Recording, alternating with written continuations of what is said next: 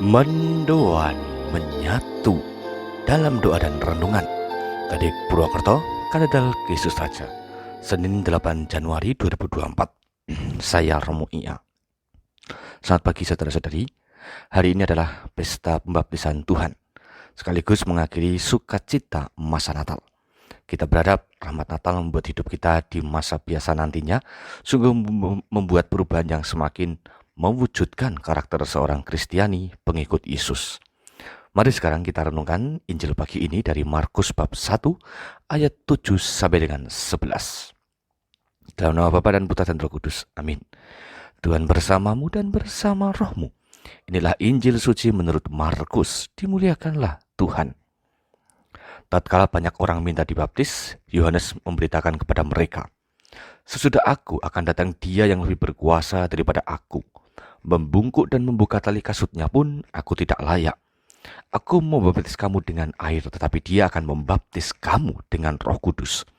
Pada waktu itu datanglah Yesus dari Nazaret di tanah Galilea, dan Ia pun dibaptis di sungai Yordan oleh Yohanes. Pada saat Yesus keluar dari air, seketika itu juga Dia melihat langit terkoyak dan roh seperti burung merpati turun ke atasnya. Lalu terdengarlah suara dari surga, "Engkaulah putraku yang terkasih, kepadamulah aku berkenan."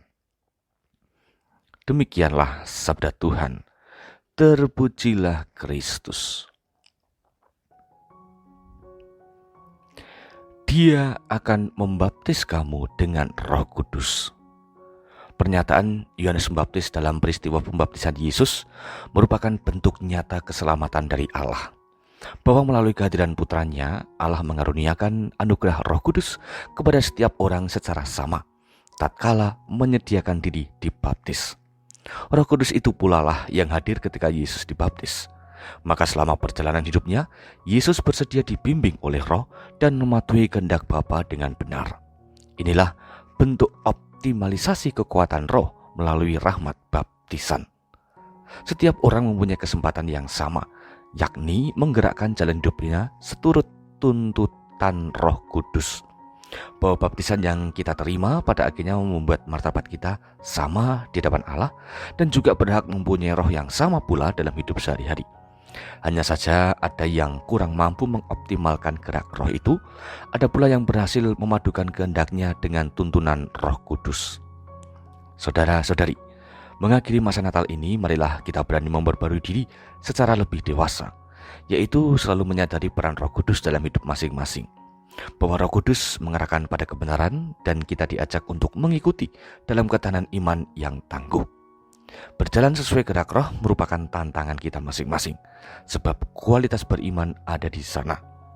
Orang yang beriman akan selalu sadar tuntunan Roh Kudus dalam hatinya, sehingga sikap hidup sehari-hari selalu seirama dengan kehendak Allah. Memupuk diri dalam bimbingan roh perlu kita tingkatkan melalui olah rohani yang berkualitas. Maka mari kita mengupayakan diri untuk berjalan bersama Roh Kudus, sehingga hidup kita pun dapat berguna bagi karya keselamatan Allah. Tuhan memberkati. Marilah kita berdoa. Allah Bapa Maha Kuasa, melalui kasih-Mu, semoga kami semakin dewasa dalam mengikuti Roh Kudus. Semoga keterbukaan hati dan kepekaan batin menjadi pondasi dalam hidup sehari-hari kami, sehingga semakin nyatalah bentuk keberimanan kami ini.